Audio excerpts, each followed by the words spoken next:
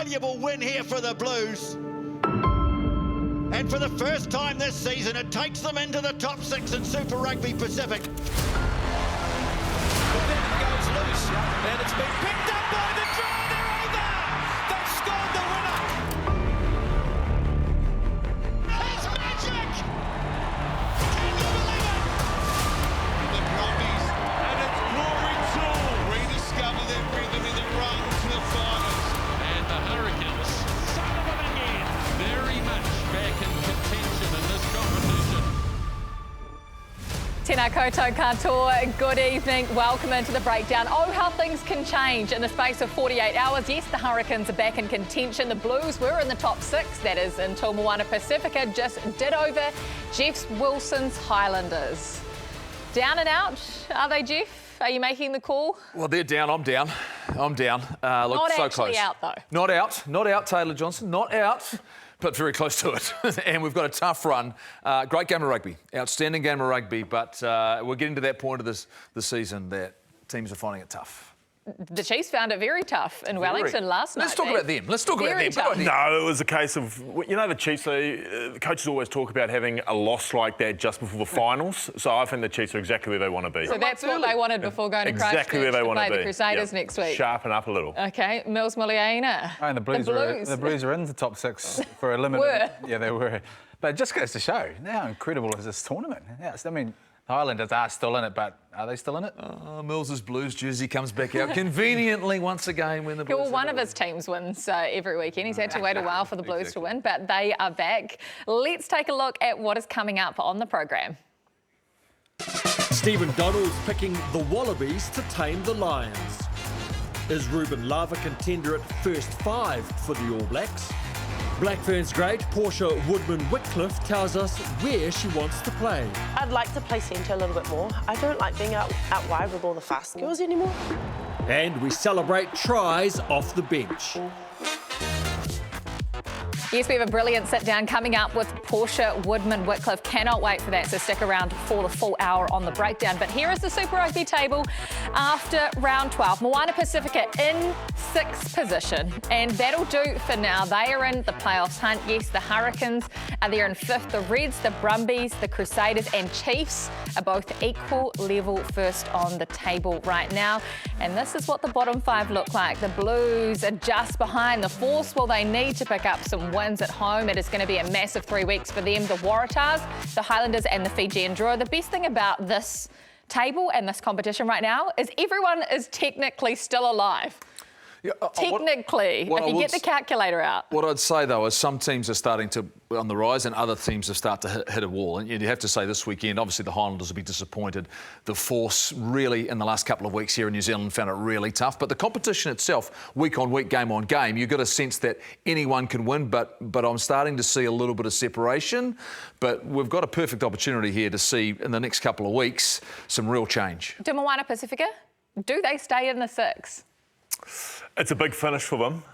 2 out of 3, we reckon. So why not? Let's keep them there. I think the bye, even the bye. I mean, they've got the bye next. So that gives them the opportunity to actually recharge and refresh and start looking into the next 3 There's no points for the bye. This isn't like the NRL. There's no points, so I think someone will jump above them. But what they've done, and Ardie Savea just talked about it, yeah. They're in a position to compete for a spot. If you asked them at the start of the year with a month ago, if you're right there and you've got 5 wins, I'm sure 100% they'd take it. 5 wins absolutely. In a season has been absolutely brilliant from Moana Pasifika this year. And one of their English locks has been huge. Tom Savage is with Joey Wheeler.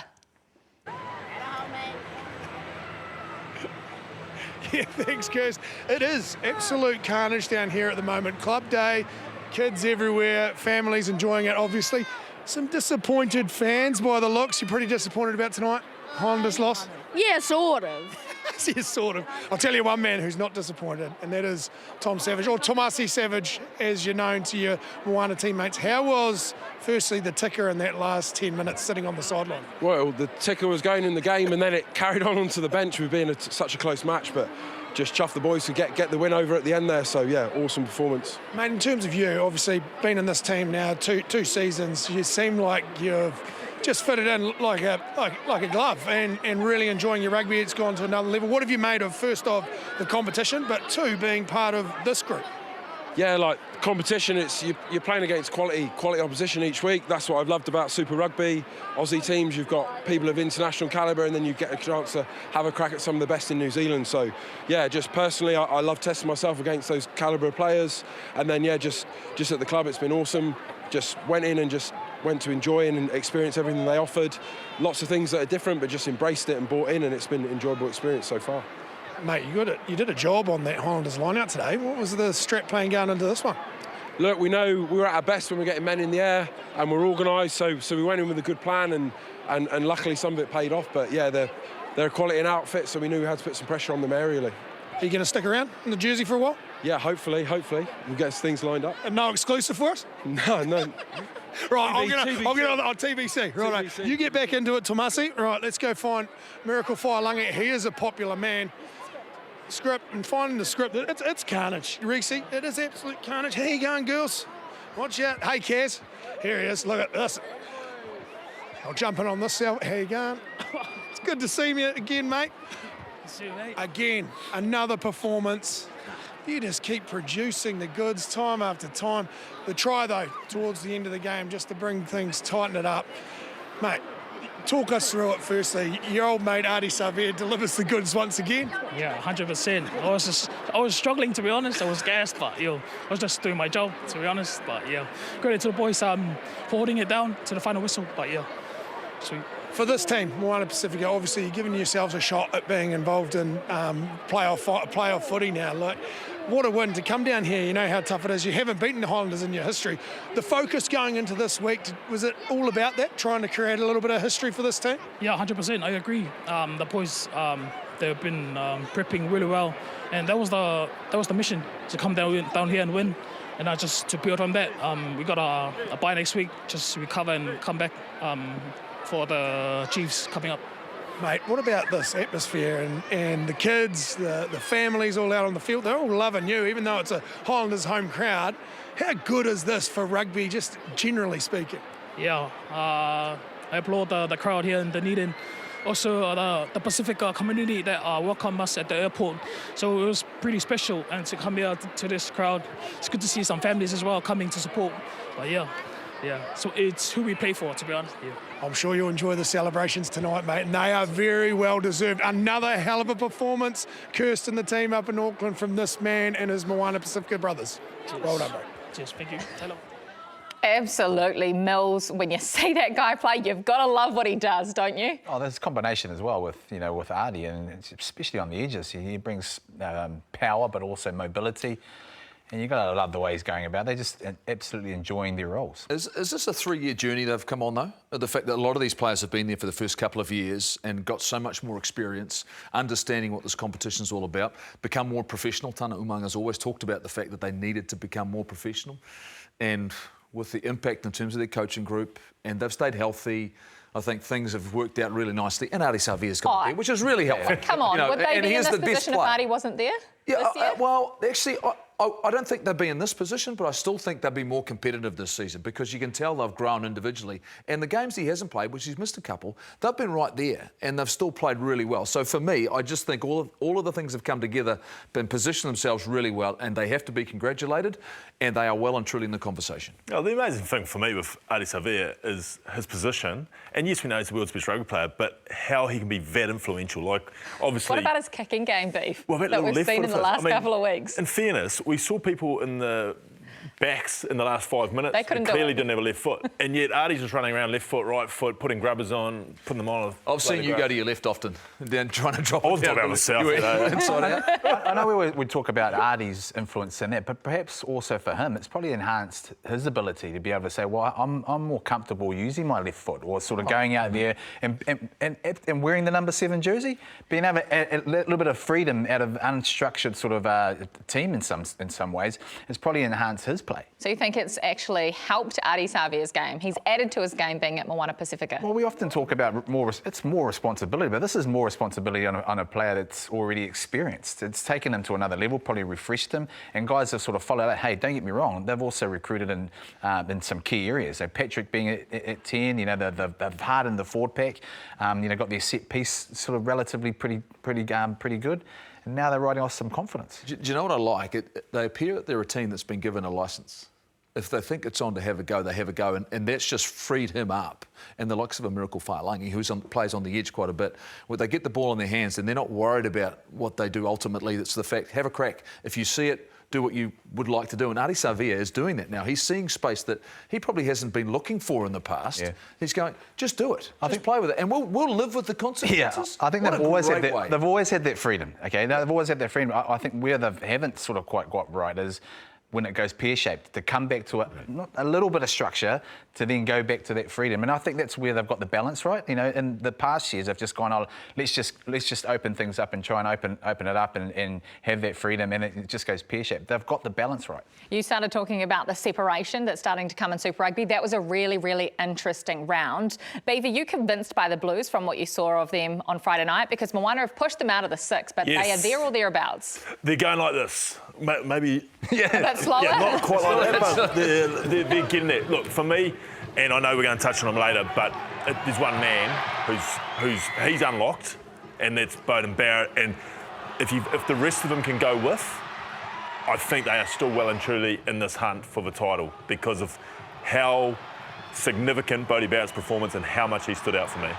This will come down to selection for me, about how they look at the next month, and they've got the bye in those last 3 games, which is certainly not going to be easy because they've got the Drew away and they've got Moana Pasifika away as well. Then they've got the Waratahs at home.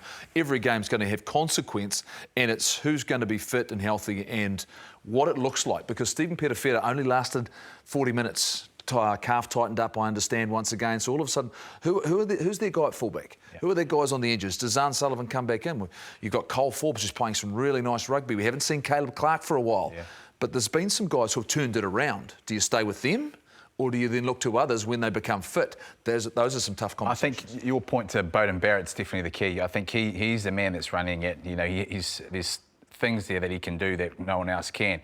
But also, to your point, I think Taeli on the outside of him, they've got to keep him there. You know, I like the way AJ Lamb's gone on the outside.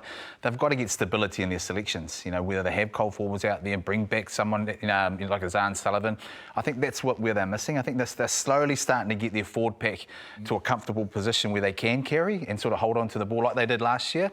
Now it's about key positions, and one of those is second 5. I think having Taeli and also Beauden Barrett, the sort of similar sort of roles, I think that'll pave a clear sort of direction for them. Beav, you say some of the most outrageous things on this program, but show 3, I'm pretty sure it was, you said give the Chiefs the title now. Considering what the Hurricanes did to them last night, what does that say about the Hurricanes' chances? I'm still open to giving the Chiefs the title. They're still the favourites for me, if I had to put money on it. But the Canes? The Canes are there.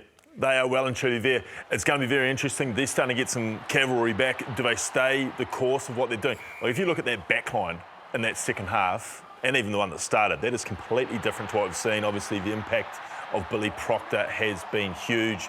A couple of positional shifts for the others, with Higgins around. Callum, come on. What? The Chiefs without Damien McKenzie are not the same team. No. It's simple. No, that's what I mean, though. You know, last year he was as influential as you get in this competition. He was the best first 5. So it's nothing to do with the Hurricanes being good? Absolutely. The Hurricanes at home up against a team without their most influential and best player in the most pivotal position. Look, they've already shown that they've struggled in games without Damien McKenzie at 10. So for me, I'm with you in the fact they're still the favourite to win this title. The trouble is now their destiny in terms of being at home right through to the very end in terms of the final is now in jeopardy. That's where the pressure's going to come because it's hard to win a title on the road. That's very, very difficult to do. Especially if you've got to go to Christchurch, Mills. Oh, exactly. Well, this game is going to be a significant one, isn't it? And then, you know, having been in the hotel, you can almost sense they've already started. Well, they're talking about how big this next game is. The Hurricanes, I think that sort of couple of weeks in Aussie has really galvanised them. They've come together really well as a team. They've come back and they're a different side. And I mean, you've got to remember, they've had lots of injuries as well. Well, it's time now for Pick and Go. So we're going to start off with you, Beav. Pick and Go, make your point and explain to us why. We're looking for headlines again this week, please, now that you're back on the program. You've come to the right place. Perfect. Aussies, I was going to say will. The Aussies will win the Lions series. They got some hope out of their spring tour. Stay with me, Jeffrey. Okay. They got some hope. We're already getting eye rolls. They got some hope out of the spring tour. That would have given them confidence. Their tight five, let's get specific here, their tight five will survive at set-piece time, and athletically, if they can get the game played at tempo and ball and play with big minutes, they will also have the ability to take it places that I don't think the Lions can go. You've got so much depth in the loose forward trio. You've got midfielders everywhere. They've got a superstar now who's getting better and better with every time he turns out. And after being live and watching the Force, who, let's be honest, contribute very little historically to the Wallabies, we saw 3 or 4 footballers out there who would add huge amounts to a Wallabies team already in positions of great depth. Names, Potter, for example, Tizano live, Donaldson again, obviously at 10. Guys like Nick White coming off the bench, we know his quality. There was enough there for me to go, tell you what, you sprinkle that on top of the Brumbies, the Waratahs and the Reds. There's some players there. So they win the series 3-0? Look, I haven't got into numbers, but they're winning the series. You go first, Mills, because I'm going to lay into it. Yeah, OK. I like what you've talked about. The problem that I've got is the Lions haven't named their team. And Thursday, it's coming. It's coming in 5 days. I'm probably sort of swaying towards being, the patriotism sort of, because it's the Anzac. But I like what he's talking about. I think they have the one. I do, and I think they need a decent first 5. I think the Wallabies, Donaldson, you're talking about. OK, there's a balance there, but there hasn't quite been someone that's really unpredictable right now, and I think that's where they're going to possibly. I mean, you look at the other side, Marcus Smith, possibly for the Lions. That would be an area a position where I think that the Lions may have over. So that's the only question mark you have is over the first 5 jersey for the Wallabies. Jeff, you think this is outrageous? Look, for a start, the Lions shouldn't lose any series because they're 4 international squads. Well, Wales, 3 international squads, and whatever Wales can offer in terms of backup support crew, absolutely. So they should come with a stacked team every single time they come on tour, right? There's no doubt about it. They will be a beast of an organisation who'll be well and truly prepared and well coached. You didn't mention one tight 5 player. And the tight 5 is where this series will be won and lost. It always is against the Lions because ultimately they'll be well prepared, they'll be well conditioned and they will be fit. So ultimately, for me, I look at this and go, you know what, I can't see right now a tight 5 for 3 test matches that's going to be able to hang with them 3 weeks in a row. Week 1, I think they could maybe steal a test match. I think they could find a way to win 1. But for them, as a tight 5, numbers 1 through 5 and then 16 through 20 will need to be significant. They might explore the 6-2 bench, which I think they should, to give themselves as much depth up front.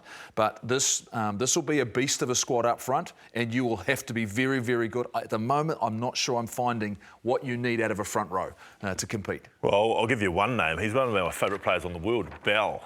Jeez, what a prop. Well, yeah, he can play. Yeah, you found a loose head prop. I'm pretty sure.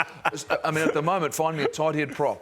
Are we still looking at James Slipper as backing up at loose head? Is it Alan Alatai? Is he going to be the guy that holds up against some of these players who are coming out of Ireland who we know, who are outstanding? But that's the thing. Ireland you're talking about there. Ireland have just lost the European Cup, well, Leinster, I should say, just lost the European Cup semi-final to Northampton, which is full with English players. But if we get what we're expecting from the Lions, we're expecting Leinster and we're expecting the Irish team, Jeff. Does that not give the Wallabies a little more of a chance? Well, look it at might this give guy. them some hope, but we shouldn't underestimate what England do. We don't underestimate what Scotland can bring and offer, Mills. I'm just of the opinion right now, there's not enough to convince me that they can go out there and turn all of their fortunes around for 2 or 3 test matches against the Lions team, which will be deep. I definitely think that the Wallabies will be a lot better than what they have been. They've shown in Super Rugby some of the calibre of the players. I think you mentioned it. That is going to be key. It always is.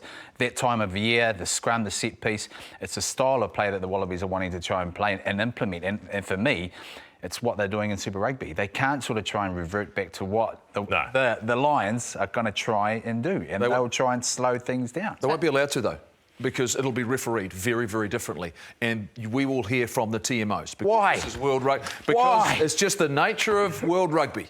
Is the fact that's not the sort of contest. What rules are we playing? What rules are we playing with the Lions? Do we know? Look, one's with the fact that all of a sudden there'll be 4 people on every play. There'll be 2 assistants. All of a sudden there's different rules. Look, there's no doubt there is going to become so much more asset on the details of every game, every motion, every tackle. That's just what international and world rugby have decided what they think is in the best interest of the game. OK, well, we're going to go to you next for your pick and go, Jeff, but I feel like we've got to go to you, Mills, because you're fired up and you want to talk about this very topic. Well, my pick and go. Your pick and go. My pick and go. As the stakes get higher, as the stakes get higher in the Super Rugby competition, are the referees now reverting to using the TMO or having that backup to go, hey, let's go upstairs and see what sort of, if there's anything that we can check later on. We didn't have that in the earlier sort of rounds. And also, they're taking so long to come back. I mean, the example of the Portia try, the Sututu knock-on last week, where they took about 2 or 3 minutes to sort of come back. Here's the Portia moment. Yeah, and I know, OK, and we got all the way back. Then they brought it all the way back, right back to the try being allowed.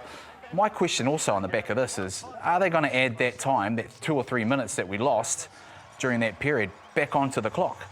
Because if they are, I think that they should, because that essentially you've lost 2 or 3 minutes of trying to make a decision, and if teams are chasing the game, that 2 or 3 minutes could be vital. I like it, Mills. I really do. And I'll go as far as say, too, bravery. The refs, when you're talking about throwing into a teammate, that's bravery. The other thing that they've gone the opposite to bravery on is the 5-second rule at the back of the ruck, and that is killing the spectacle. I was at Friday night at Eden Park. I watched it. I watched the Waratahs Brumbies last night. The ball is just sitting there. You're hearing use it, and there's just no 5 seconds. The thing about the first few rounds, it was great because the box kicking was put under pressure, and the speed of the game created counter-attack, and it was such a different spectacle to what it's fallen into now, because I think the referees have lost a little bit of their bravery on those. So if you're not brave, what are you? Are they scared to make these decisions? Well, what is it? They're referring it to get ticks. Well, they've all to get ticks. What does that mean? Well, the hard part is, right, well, this time of the year, what happens is they get allocated test matches, right? So for the middle of the year. So all of a sudden, the scrutiny from World Rugby comes onto their performances and the competition they're in. So it's a hard one for them. Yep. They just have to run the course. Look, I look at some of this, and there are parts of the game which have an impact on the flow. And when you're watching as a spectator, all of a sudden, if you do miss things in pivotal games, and you go, I saw a knock on there, but it wasn't picked up, and there were points as a result of it, and that ends up being the difference between winning and losing, Mills. What are you going to feel about that when the TMO doesn't come in? When it was clear and obvious, but they've allowed the try, you know? That's the stakes I'm talking about. You know, you remember round 3 when in the Waratahs Brumbies game, someone clearly stood out, and it ended up being a try to the Waratahs. On the Waratahs, they didn't come back for that. Hoskins Sututu knocks it on 50 phases ago. They come back and they say it's a knock on. That's the bravery we're talking about. Then they all spoke early in the season. If teams are happy with things to be let go, that's it there. This is about 4 minutes later. Man, I could have gone home and had a cup of tea by the time that, and so add that time back on, but make a decision straight away. When you see it as a TMO, man, surely you're going straight in there, hey, look, bang, this is it, it's a knock on, we've got to go back. Don't take another 30 seconds, a minute to make that decision. So 50 phases. I understand what you're saying, but then if you see everything, and that's what we'll get in the middle of the year, in the test matches against France and ones between the Wallabies and the British and Irish Lions, you will get, if you're going to get that, you're going to see it every second. And it'll be a running commentary in your ear. So we just have to be prepared for that, you know, and that's going to have an impact on the flow in any game. OK, Jeff, your pick and go. I'm going to just let everyone just calm down a little bit. Look, one of the things I've been looking at, and if you want to be the best in the world, and when I look at Super Rugby, I'm looking at the path to the All Blacks, the path to the international game. We talk often about selections. I talk about and look at the game in its individual parts. And what is it we're going to be the best in the world at?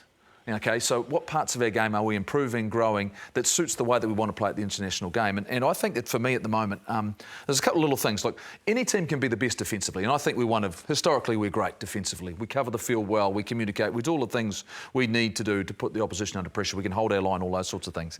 It's on attack I'm concerned, because are we ever going to have the best scrum in the world? I don't think so.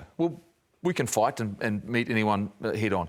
Are we ever going to be a team on attack with ball retention? Are we going to beat the opposition by holding onto the ball? Don't think so. In terms of a line-out drive, is that going to be the biggest strength of our game? Don't think so.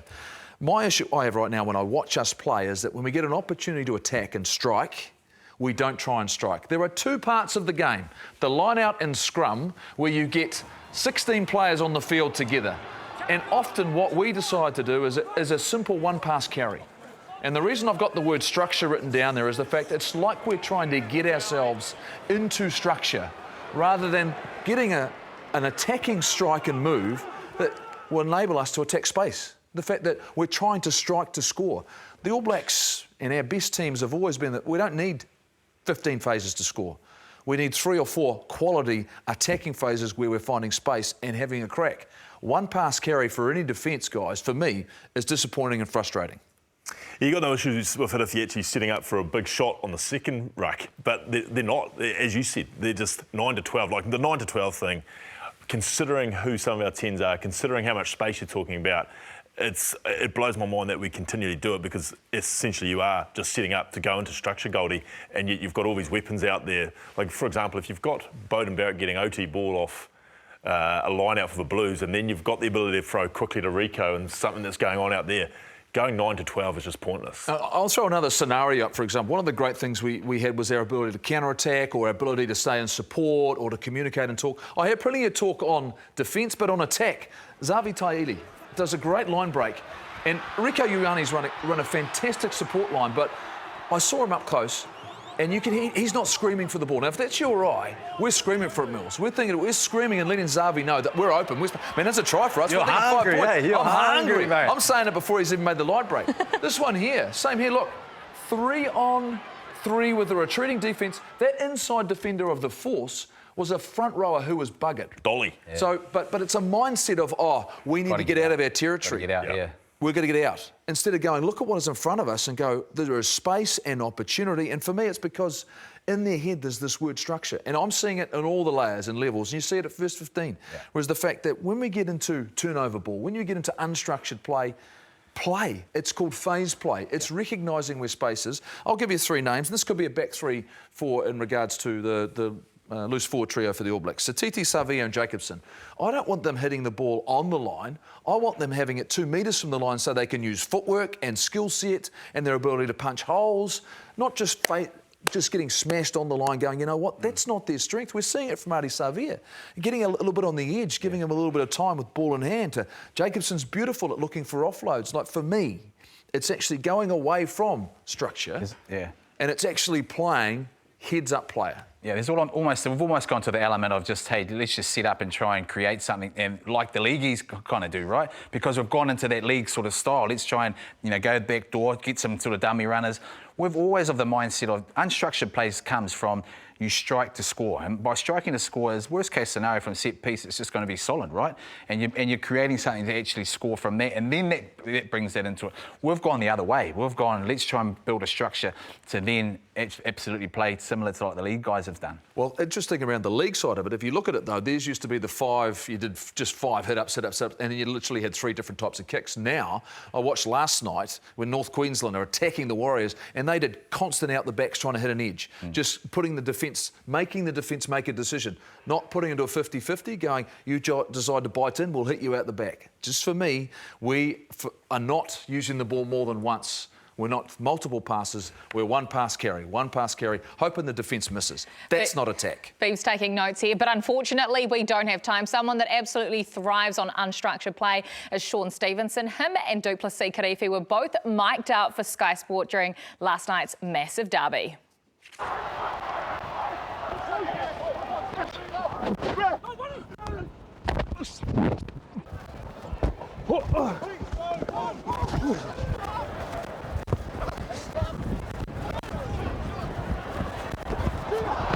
Oh!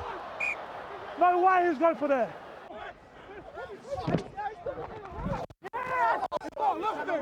Yeah, boys, leave it. We got the scrum. It's just all about how we get transit from our exit zone to that zone, eh? And us drivers will be better in that situation, eh? Woo! Hey, young man, what a nudge. Yeah. This way.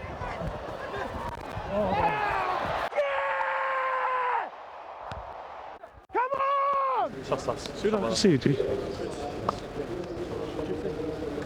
We don't drink. We're professionals. Fair play. Let's get over to BT. Thank you. Cheers. Did he score 4 tries? That's what Billy Proctor said as well. Did he score 4 tries? What the?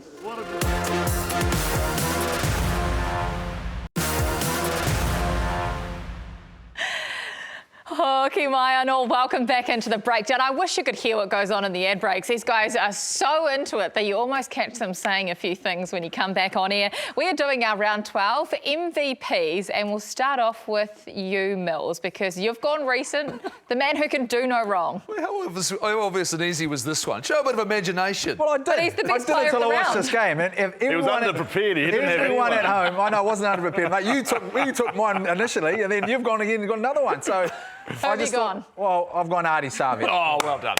But he is the best player in I'm glad you all agree. You all obviously First agree game on he's this, don't you? watched. Well done. Ardie Savea, for the fact he played an outstanding role for Moana Pasifika in this game. I mean, gee, I just can't get over the fact that, one, he's got a... he runs around the way that he does. He's free. He's in the open spaces with ease. With ease. Put this in a black jersey, right? Put that in the black jersey at 7. Oh, no, allowing him to do this. Yeah, at 7. This. I don't care what jersey number he's in. Allow him to. Well, mate. Well, okay, do this if you can, but allow him to play that way, right? Exactly. And exactly my point. And see, it's got you fired up. Yeah. Well, he might not give the Chiefs the title. I'm not giving them, but I tell you what, you can give this guy the Player of the Year. Because I don't think there won't be anyone else. I don't think in a month. And this is the thing. It'd be very quick. You know, if they unfortunately don't make the playoffs, it could get very quickly about how good he's really been and how great and made a difference he is, not just in terms of his leadership. His performances every week are remarkable. Yeah, and the Super Rugby Player of the Year, the official trophy, will actually be handed out before the playoffs, I believe. So Ardie Savea is leading the charge. But that's the at the voted moment. one, right? That's the voted one. That's the voted one by coach and captain. Yeah. I mean, that's all good and well. He also gets the breakdown award. No, absolutely. But this is the thing. I'm not sure about this. We'll maybe get into this Player of the Year, this MVP thing, when two people from are deciding, when ultimately it's not quite clear the and right obvious, way to do it, right? No. That's what you're saying. Yeah. I mean, we shouldn't really be leaving it up to that. But I mean, it's accurate if he is the best player in the competition and he's leading it right now. How can you dispute right it? now, but about 6 weeks ago, it probably wasn't, was it? Was he leading it then? No. He probably was. He probably was, to be honest with you. Beaver, you're going down to the Cape Town, Yes. the team that dusted up your side. Callum Harkin, 15, I thought. What a complete performance from him. He had big moments as far as the big line breaks and stuff like that. And here we're looking at something Jeff was talking about earlier about unstructured. That was from a turnover from deep inside that he scored for. He saw it, he knew he was in space. His running game was perfect for me. But the thing about it is he made the right decisions at the right time. He knew when to kick, he knew when not to. So many times teams have been sweated on by the Chiefs and they make rash decisions in the backfield. He just knew what was needed, when it was needed. And the other thing, which I'm sure Millsy beside me will appreciate too, being someone who obviously played the position to great distinction, is he was busy. Like, he was really busy. He's not one of these guys that does a big moment and then just cruises around. He's always in the frame in the backfield. As I said, made great decisions. And Millsy, I thought he was outstanding last night. And the way he's been introduced, you've got to remember that Hurricanes have had so many injuries. He didn't even have a contract. He's not a contracted player. And I spoke to him last night and he mentioned the fact that, man, he was so overwhelmed, the fact that these guys are his heroes, and now he's playing in that jersey. I mean, that's an outstanding story. And I stood next to him, and I actually thought, I was probably a little bit smaller than me. I could probably sort of still get myself out there, but outstanding person. So how in the world is he not contracted? I was going to say, who's his agent? No, Joey his agent. I mean, it's the fact that who hasn't selected him? Oh. There's 5 teams that haven't picked him with that sort of talent and ability. How have you? I mean, you'll sit there and go, we've got this guy, but I'm surprised that someone who's playing like this, who's coming in with this sort of confidence, this sort of decision making. Maybe that's why, because what have I got to lose? Because I wasn't contracted. I can go out here and throw everything at, and I'm no worse off than I was to start the year. Or you could go in and play safe, and he hasn't. He plays safe and say, actually, I might try and play my way into a contract. Do you know that? I mean, that 50-22. Wow. Do you know? It reminds me a lot of yourself, and actually of Kurtley Beale and the sort of thing he does is when he catches it, he goes. Like the first 5 metres, he starts running, and that just puts the attack line a little bit on their heels, and then his decision making from them whether he needs to shift it. But obviously catches it. Kurtley Beale does this really well as well. He did it at his first game back in 10 months. Attacks forward. I'm going to go to someone who's probably been as influential as anyone, and he's only played a few games, and it's Beauden Barrett. This is a hard one, right? But I'm focusing on one part of his game in particular, and it's his creativity and its ability in terms of his try assists. Now, he did a lot of great work defensively, all those sorts of things, but what he is starting to recognise is that they don't need to hammer away at the line every single time they get 5 metres away from the try line. What they can do is they can use the ball. He's recognising space, using his skill set, beautiful pass. This is wonderful. This is a wonderful piece of play. Got a little bit of advantage. Nicely done on the outside by Cole Forbes. He held his width and did all the things you needed him to do. But he's, if you go through the course of a season, his try assists, and this is not just the last pass. This is creating the space to get to the try-scoring motion. I think it's really, really impressive. This season, the Blues will hinge on him continuing to do exactly what he's done well. Yeah, and obviously we were lucky enough to be there. And some of those clips you were showing, he was the only person on the planet that saw what was going on. And lucky he had a guy over the other side that was chasing. You could see things they were doing, their structure. They were folding around in the net and just see space, knows it needs to go there, kicks it, puts there. I guess it goes with the confidence that he's got, Millsy. Well, he's been the world's best player. He's got the confidence to pull the trigger on things. Yeah, and also the influence that he has, because you've got to remember, he wasn't part of that team last year that was so sort of just one-dimensional in some. Now that influence and the belief that they have will start to flow off on the pitch. He wasn't a part of the Blues last year. We know absolutely he will be part of the All Blacks setup this year. So will Damian McKenzie once he is back fit. But the big question now after the last 3 weeks, will Ruben Love be named as an All Black first 5 or an outside back B? What have you seen from him? And I know it's very early days and he needs time in the saddle and hopefully he gets that at the Hurricanes. Or would you like to see that? Would you like to see him continue at 10? And what are you seeing from his game? Well, I mean, from a Hurricanes point of view, they'd be silly to change it. From what I've seen from his game, from the time he's gone in Perth, he's got more involvements as far as he's not getting caught doing, stuff he doesn't need to as far as an outside back. He's touching the ball a lot more every week that goes by. Obviously, his goal kicking's great, his running game's great naturally, but it's the ability for him to be a threat too with the ball. Last night we actually just saw just a genuine couple of show and goes, but when he's getting the ball out the back of pods and then picking up runners, and I don't think the Hurricanes are still quite used to the way Ruben's playing at 10, but when they get the likes of Yosei and Larkoi running off him in the midfield, when he's getting the ball out the back of shape, but once they get their timing right and they get their depth right, they are going to be devastating when you think you've got to mark those boys in the midfield. You've got Proctor and the likes out the back. He can fold into their game and take them to another level. I think for me, and it was a little bit like Bodie on Friday night, to be fair, in that last 10 minutes, it's not something you see from a lot of the New Zealand 10s outside of a Damien or a Bodie, but he just decided that he saw things and he did it. There was a couple of kicks there in the last 10 minutes where he's just like, the ball just needs to go down there, so I'm just going to get it down there. And that was great to see too, when you talk about, I guess, game management and controlling things. He is starting to show that aspect, which, I mean, as you said, he's in the job 3 weeks. Yeah, it's taken, well, if you look at the Perth game, he was probably still a fullback playing first 5, so really attacking, sort of the mindset, couldn't quite get the feel of the line speed coming out of the next game into Billy Proctor. And I think that gave him the confidence. As the game wore on, he started to get a little bit deeper and find that sort of rhythm, find that sort of line speed. And now, against the Chiefs, he knows his skill set. He knows he's a 10. He's got a confidence of Billy Proctor outside that can hammer that sort of line, and then they're starting to free him up and get on the outside and bring some of those kicks into play. Now his mindset's starting to think, well, I'm playing in the 10 role, and it takes a lot. It's a hard thing to go out and meet. Coming from fullback to 10 is a lot harder than going the other way. Yeah, but the thing I love about him is he's got an unflappable confidence, and you can see that, and a belief in his own ability. Yeah. And that's why I think making the transition, because every time he got asked after he got the 4 or 5 games at fullback, it was, you must be feeling really good about the fact, you're settling into the 15 jersey, and then all of a sudden, but I can play 10. Yeah. I can play 10. He kept telling us, I can play 10. I think in some ways, this is his best position to get himself more time in the All Black jersey. I think in some ways, when you look at Will Jordan, you're going, there's our long-term view. That's a long-term guy at the 15 jersey. I think I look at him and I go, you know what? There are some things that he does which we love and like at 10. Let's keep developing that. And that's where having a bigger picture sometimes in New Zealand rugby is really handy, going, please, Hurricanes, keep him there. There is another thing too, and it's his goal kicking. Yeah. Off camera, I don't think they were going to go for points, and I think he wanted to, and he gave one of the sideline guys a spray, the fact because he got it over, and that has just given him confidence. That also elevates your position when you're going for the All Blacks. The fact that he can kick goals, and again, he missed 1 goal. He can, and he shakes things off. He does. He makes a mistake. Bam, gone. Forgets it, drops it, next thing.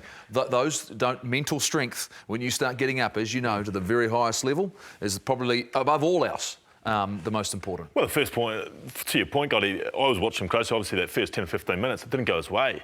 He had that little chip kick that he fluffed, and what did he do? He just went straight away, charged it down, turned the mistake around, straight back into it. So back to your point about the ability just to drop things, like Bodie, like Damien, he can do it. So yes, he could be a contender at All Black level at first 5.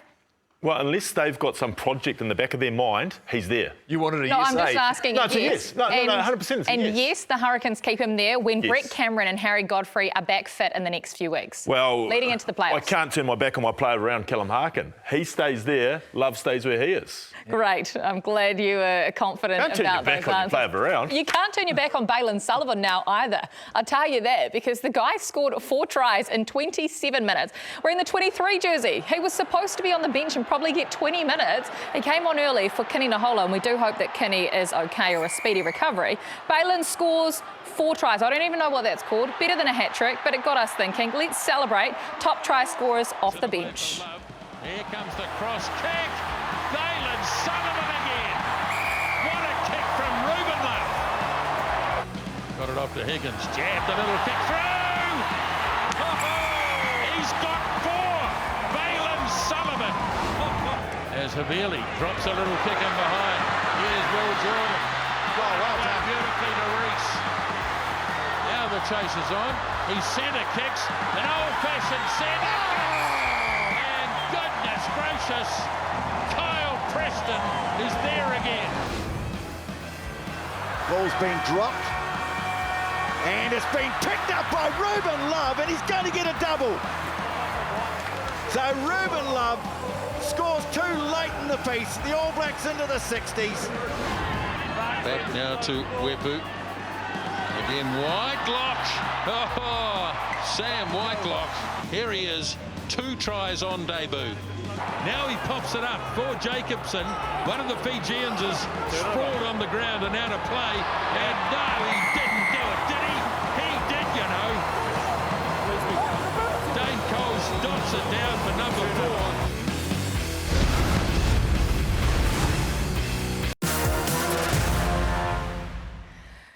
Hoki mai anō, welcome back to the breakdown. Well, last week we were talking about the Black Ferns squad with Taylor Johnson and the fact that 49 players had been selected for the pre-camp in Wellington this week. That has since been trimmed to 33 players, so 49 down to 33 players. Here is what the squad looks like for the Pacific Force series, which starts for the Black Ferns next Saturday against Australia.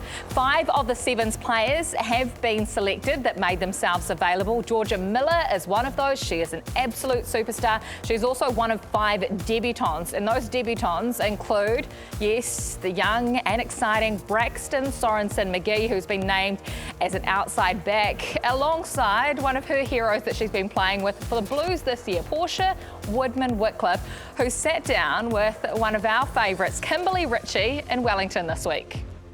Hi, Portia. I'm not sure either of us expected to be sitting in this situation right now a couple of months ago. No, definitely not. It was a definitive no. I would not be here, but things have changed, definitely. I think that's what I missed, was being around the professional environment, the professionalism of all the girls. The coaches are amazing, the new management are amazing, the young girls that are coming through, amazing, talented, so confident. So I'm just grateful that I get to be here along for the ride. I thought people were going like, oh, bro, you're too old, go away. But ultimately, the positive reaction that I've got from everyone, like everyone was so supportive, and it was like Return of the Mac kind of stuff. Like it was amazing, the support that I got from it. And I never really envisioned that impact, or the impact it would have on the rugby world, you know, even seeing like the posts from World Rugby or Rugby Pass or all those social media outlets. Like it was amazing. It was really, really cool. I'm lucky enough to be playing a game where I absolutely love, and I get to perform on a world stage along some amazing players. And if that's what people look up to and I'm being my authentic self, then I'm happy about that. What was the actual spark that drove you to change your mind? The reason I changed my mind was literally Blues. Like, I can't say it enough. The girls, the management, the culture that they've created over the last 3 years, I just loved every part of it. Was the Ellen Bunting factor quite key as well? Bunce just ringing me up every week. Hey P, hey P, hey P, have you made a decision? I'm like, Bunce, come on, man. This is a big deal. Like, there was a definite no. There was no way I was going to come into Black Ferns, but the belief he has in me, the belief that not just him, but TC have in me as well. They just said, look, you're playing really well.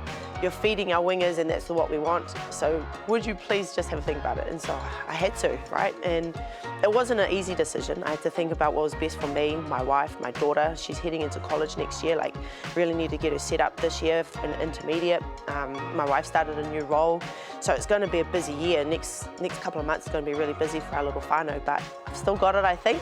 And I just want to learn and grow as much as I can.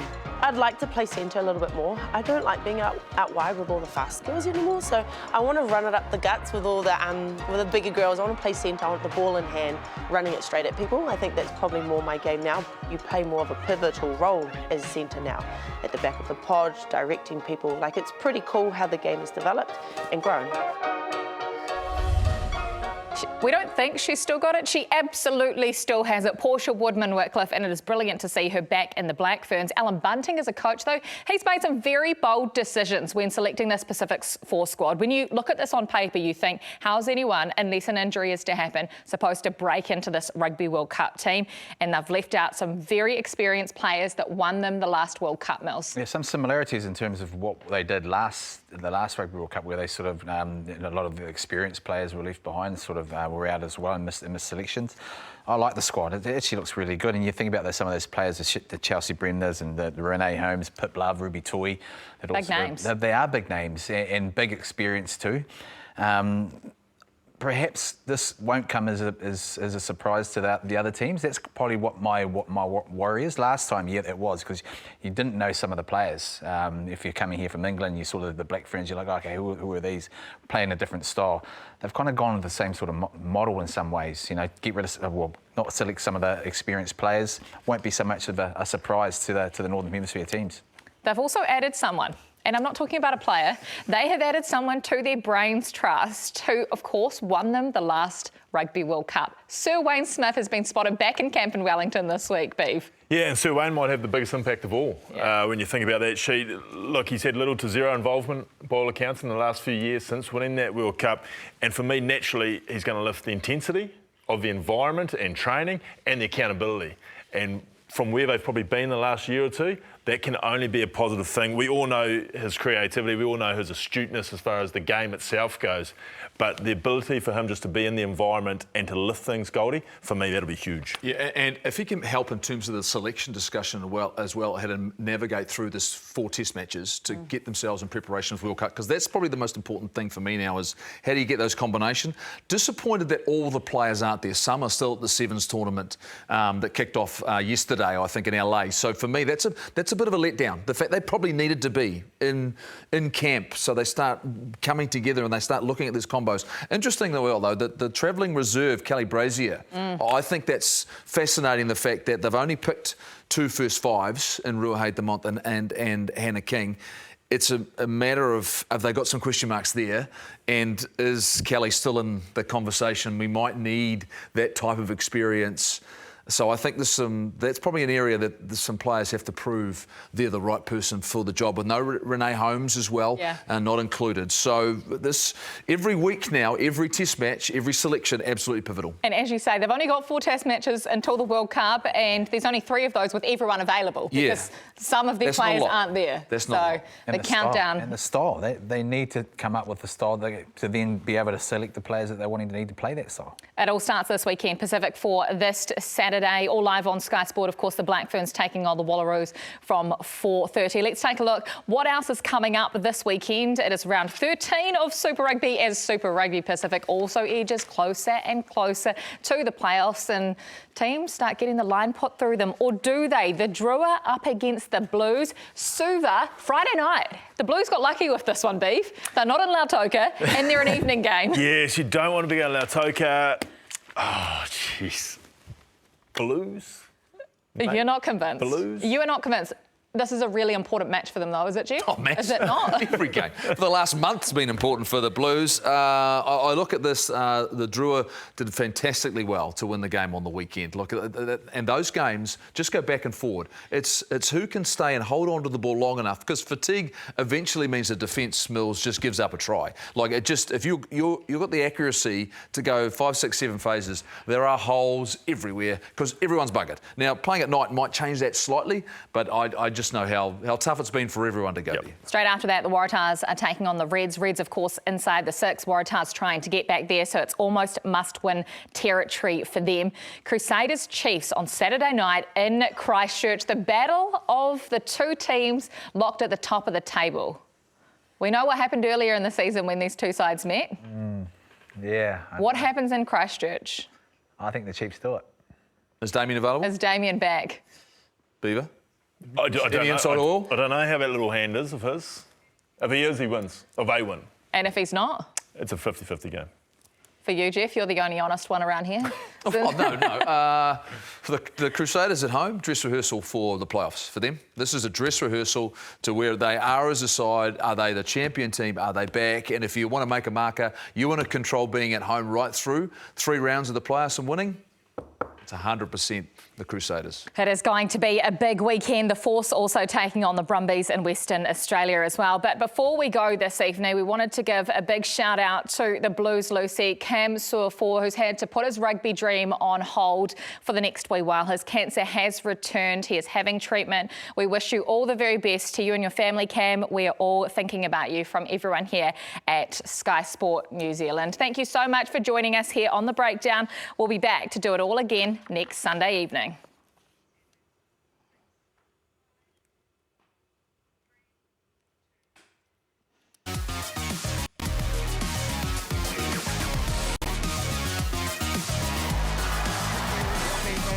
Puts a little kick along the ground. Lolomilo chasing. Lolomilo, can he win the race? You betcha. Ardie Savea at the moment. We're going to play a tune down the short side. Savea, can he get the bounce? He can. Can he score the try? He absolutely can. Vakatava has played it beautifully. Robinson has his kick charge. Oh, Moana